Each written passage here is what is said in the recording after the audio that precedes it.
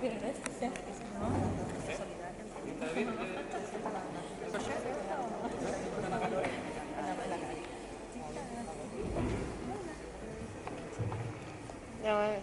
pones tú? Ay.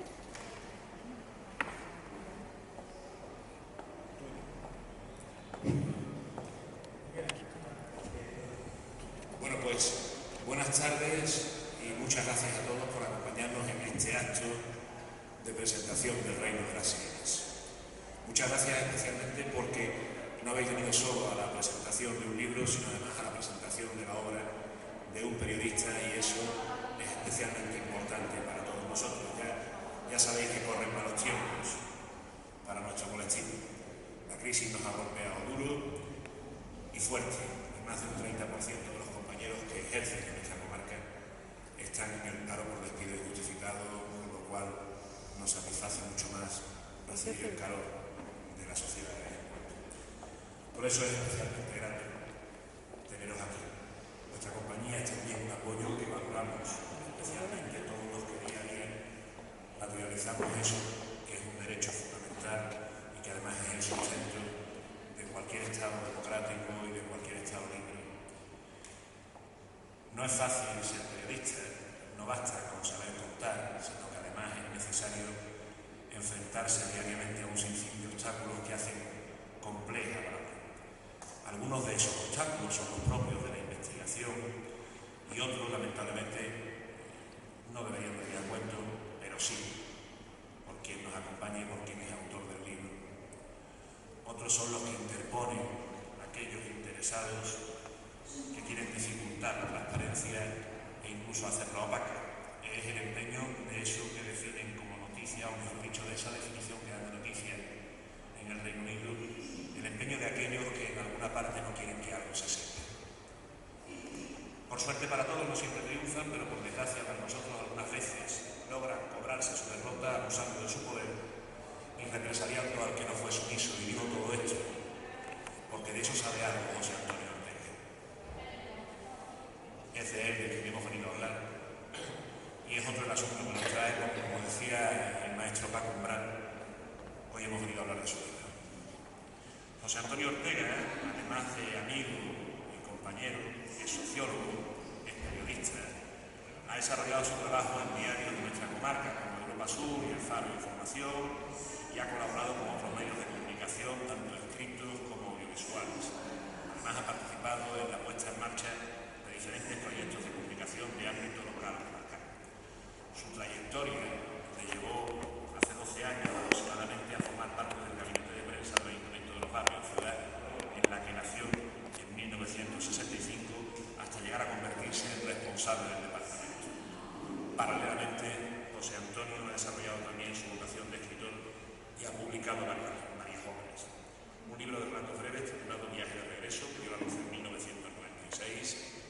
3 años después, la novela El clan de los rusos, y un buen número de cuentos y poemas editados en antologías compartidas o en revistas literarias, tanto en España como en el extranjero.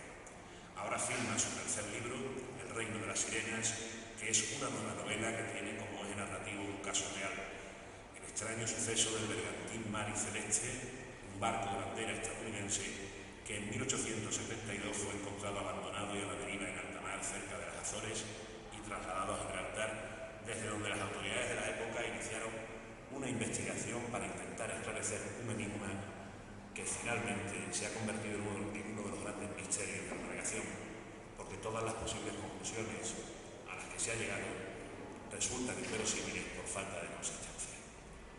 El Reino de las Sirenas es una mezcla de realidad, fruto de un serio trabajo de investigación casi periodística, que ha permitido que sus páginas estén cargadas de datos curiosos y ficción, y que utiliza a Ortega para dotar la narración del necesario suspense e intriga. José Antonio mezcla en el relato su saber periodístico con su inspiración literaria y da forma a un texto a mitad de camino entre la crónica y la ficción. Es la narración de la realidad de lo ocurrido y conocido, sustentada por la hipótesis imaginada de lo que no se sabe, de los secretos que guarda la profundidad del mar, un reino submarino en el que habitan las mitológicas sirenas, aquellas cuyos cantos volvían locos a los marinos y les hacían perder el norte moralizado que fuese. José Antonio, como buen periodista, trabaja contra las dudas sobre lo que ocurrió y es capaz de tejer un texto que alcanza buen puerto sin encallar, capeando el temporal o aprovechando el poco viento de una mar en calma y sorteando enloquecedores cantos. Tal vez son esas voces que aparecen en las líneas del reino de las sirenas, las que consiguen atraparnos como lectores, las que logran evadirnos, las que terminan haciendo desaparecer de nuestra mente durante su lectura las cotidianas preocupaciones, como si de la tripulación del mar y celeste se tratara. Leer el reino de las sirenas es zarpar como el mundo, es hacerse a la mar, embarcándose en un bergantín goleta cuya silueta permanece difuminada muy cerca, recortándose sobre el peñón de Gibraltar. Es convertirse en tripulante del mar y celeste. Es sumergirse en las oscuras aguas de un misterio por esclarecer. Y es disfrutar de un buen libro, del que nadie mejor para hablarnos que su autor, José Antonio Ortega, que, como decía al principio, para eso ha venido, para hablar de su libro. Buenas noches. A mí me han hecho casi un asalto a mis amigos Dani y José Antonio. Yo venía de oyente de escuchar esta presentación, pero la delegada de Cultura, Pilar, está en Marruecos con un curso de otoño. Y bueno, no es porque me la haya pedido la delegada, me la pidió José Antonio, evidentemente.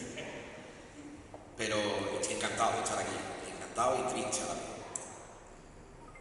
Se está viendo en la comarca una gran inclusión del mundo de la cultura, pero seguimos siendo igual. Aquí en la cultura cada uno va a lo suyo, va a sus temas. La cultura es tu libro y tu historia, y las demás no me interesan. Y eso no es, creo que estamos por el camino totalmente equivocado. Hoy presentaba a José Antonio aquí su libro.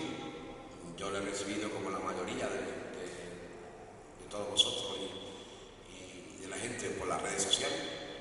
He visto en Facebook, ha mandado sus mensajitos, y lo lógico, si hay un acto cultural, pues me imagino que la gente del mundo de la cultura deben estar interesados en este tema.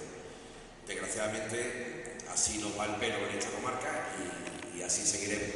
Y la segunda parte, como le comentaba anteriormente, tanto a Stani como a José Antonio, esta casa que me duele tanto, pues me duele todavía más porque estamos aquí en un acto literario y no paran de entrar gente, salir gente, y como nos acabe la clase de idioma, nos podemos encontrar en la mitad del libro con un chorreo de gente subiendo y bajando. Y es triste, ¿no? Es triste que esto que ha sido un templo de la cultura, pues tengamos que estar sometidos a otros avatares que no sean los puramente literarios. Espero y deseo que no sea así y que todos disfrutemos de la lectura del Reino de la Sirena de nuestro amigo José Antonio, darle la enhorabuena y también pedirle disculpas en nombre de la gente que no ha venido y que debería estar aquí.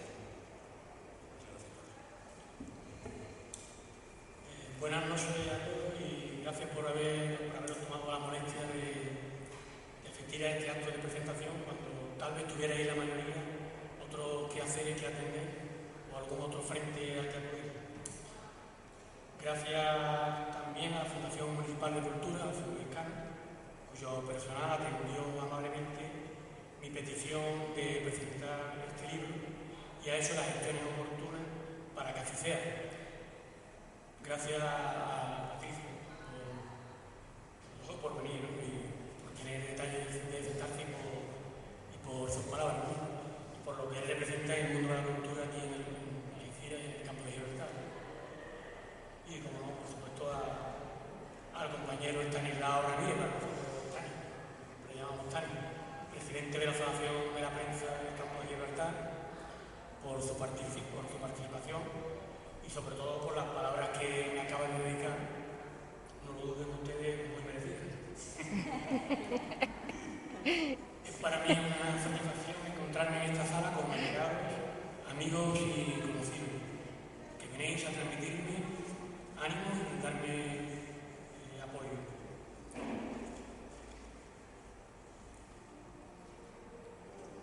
Me pasa siempre los discursos que tengo algo previsto y luego al final no lo leo porque no, es que es evidente que estamos en una época en la que importan más los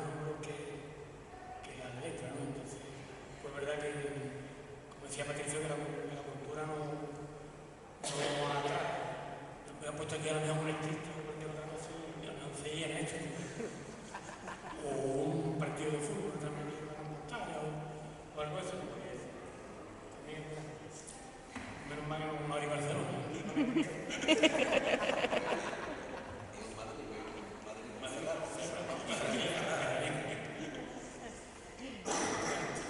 obra que nos trae aquí, algunos ya lo sabréis, se presentó hace algo más de un par de meses en los barrios, en la localidad natal, con notable éxito de público y de venta, aunque no está bien que yo lo diga.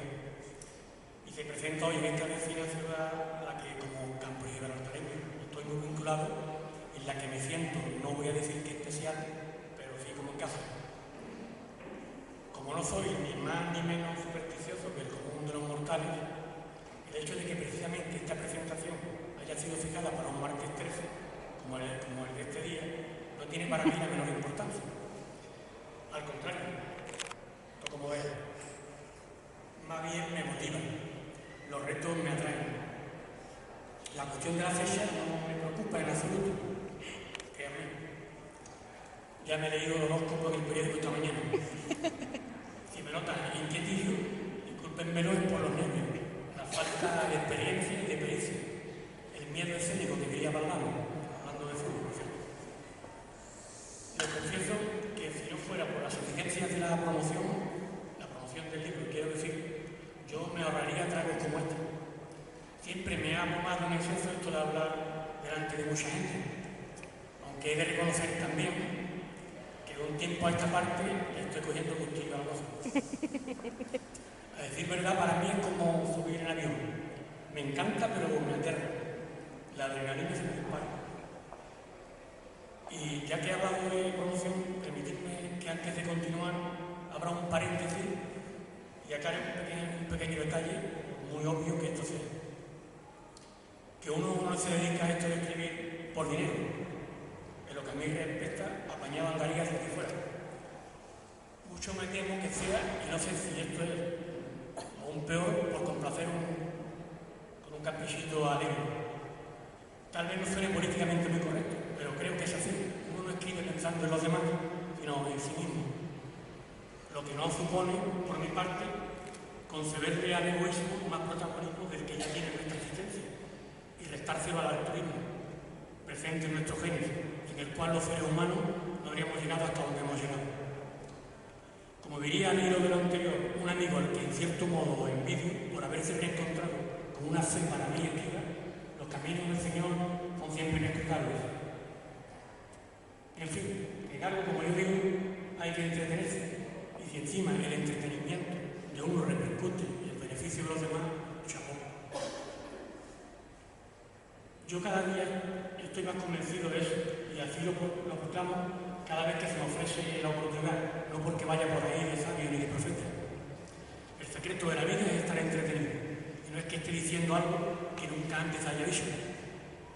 Entretenido, sí, pero lo justo y necesario para poder sentir a la vez que se vive y estar al tanto de lo que ocurre.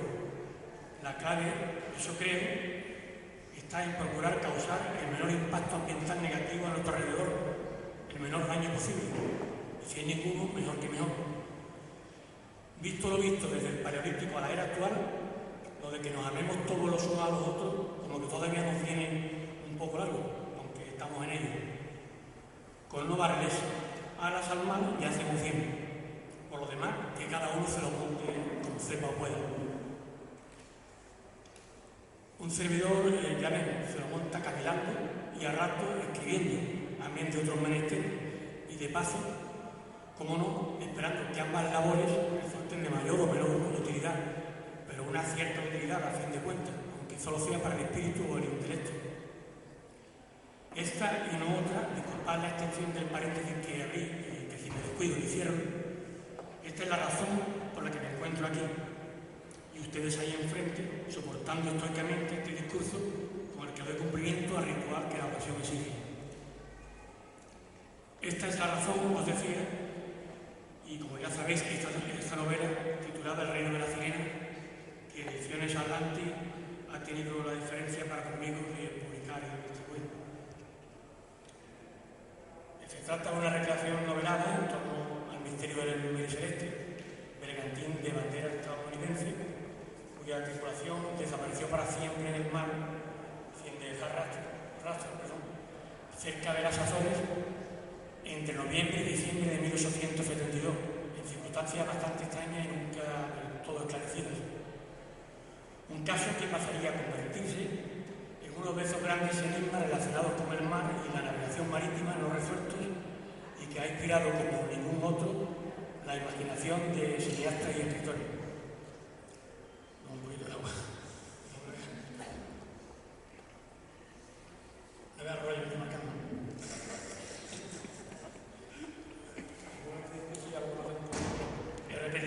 En parte. El doctor Sir Arthur Conan Doyle ha sabido bien en inglés. En los inicios de su carrera literaria, por ejemplo, le dedicó un opúsculo al tema que no haría honor a su nombre, participando en un concurso convocado por una revista londinense allá por 1880 y tanto. El nombre de la revista no encuentro porque era muy raro, pronunciarlo más difícil. Y más tarde, en 1935, la Hammer, productora cinematográfica británica, que en la década de los 60 se pondría de moda el terror gótico, también patrocinó un horrendo film que no obstante hoy es reliquia de los cinéfilos. Una cinta protagonizada por Bela Lugosi, aquel actor de origen húngaro que habría de hacerse famoso en la década de los 30 del pasado siglo XX, interpretando el papel de Drácula, antes de que su carrera se fuera a pique. Al mando del capitán Benjamin Spooner Briggs, que viajaba junto a su esposa, su hija de 2 años de edad y 7 marineros, el Mericeleste zarpó desde el puerto de Nueva York rumbo a Europa el 7 de noviembre de 1872. Un mes más tarde, exactamente el 5 de diciembre de 1872, la nave que transportaba en su bodega 1.701 barriles de alcohol industrial con destino a Génova fue hallada completamente abandonada muy cerca de las Azores por otro buque, el Dei Gratia, que capitaneaba David Raymond House, casualmente amigo personal de los Briggs.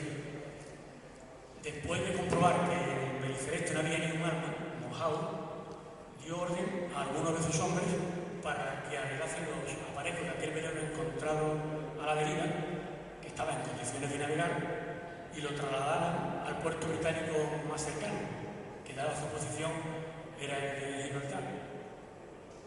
El objetivo de dicha decisión, no exenta de riesgo para los que la asumieron, era la recompensa por el rescate de aquel barco encontrado, un porcentaje de su valor y el valor de su cargamento, según lo contemplado en las leyes marítimas internacionales para sucesos de este tipo. Una vez puesto a buen recaudo el bergantín y entregado a la autoridad, precisamente un día como hoy, de hace 139 años, si mal no recuerdo, el capitán Morehouse reclamó la indemnización que le correspondía por el salvamento y como consecuencia de ello se abrió una causa en la Corte del Vicealmirantazgo de la Plaza Gibraltareña, de la que se haría eco la prensa más importante de la época.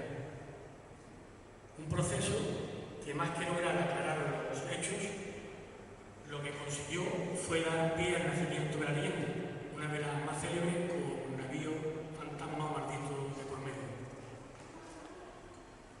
Como ya dije en la presentación de los barrios, fue hojeando una mañana Europa Azul que se me ocurrió escribir.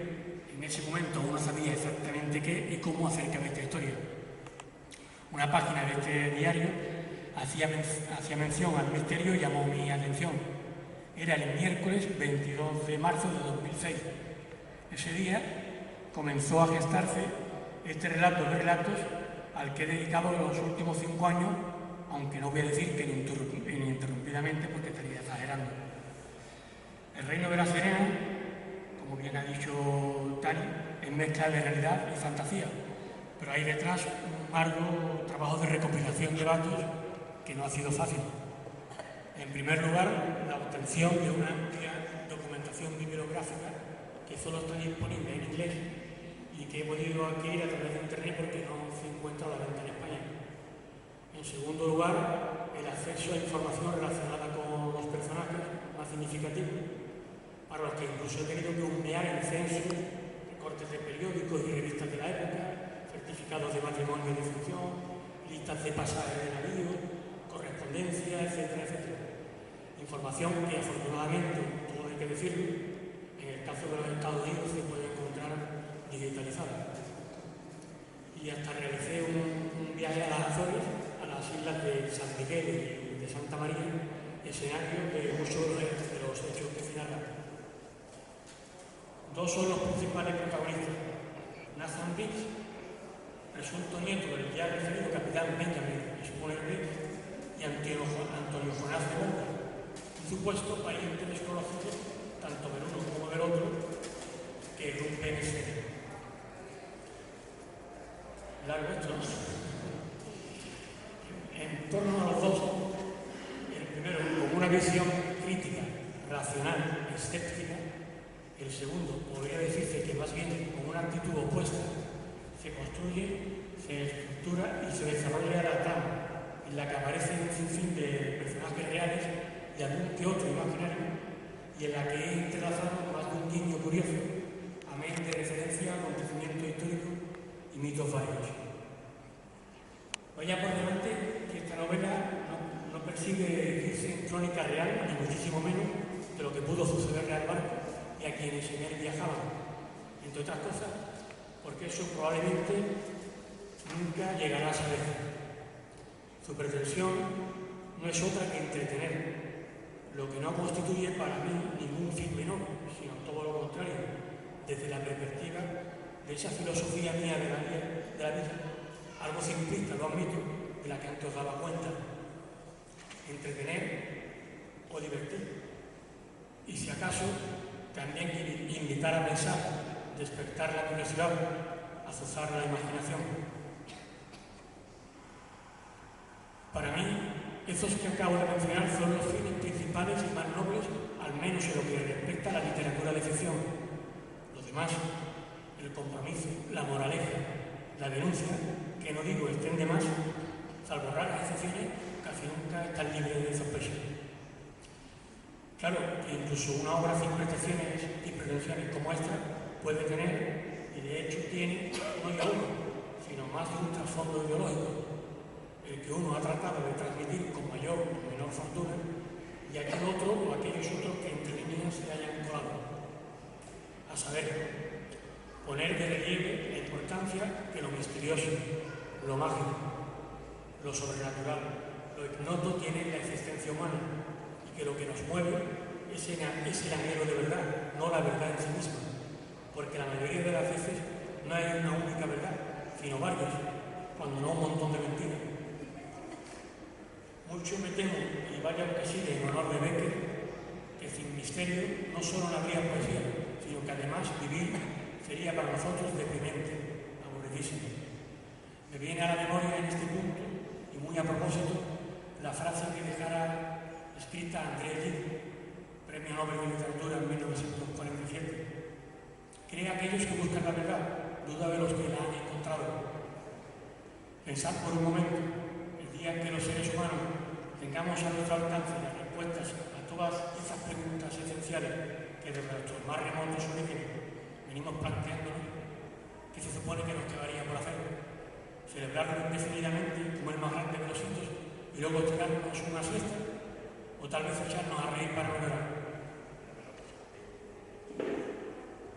Tómese esto último que acabo de comentar como una reivindicación, si quiere, del misterio por el misterio, de igual modo que se reivindica el arte por el arte, pero en absoluto como un alegato, nada más lejos de mi opinión, contra el valor del conocimiento por el conocimiento en sí mismo. Para ir terminando, menos mal, solo decido que espero que el libro resulte provechoso y entretenido, sobre todo entretenido, a quienes todavía no lo hayáis leído y vayáis a leerlo, si es que después de oírme no se os han quitado las ganas. Reiteraros una vez más mi profunda y sincera gratitud por vuestra presencia y, como no, puesto que ya están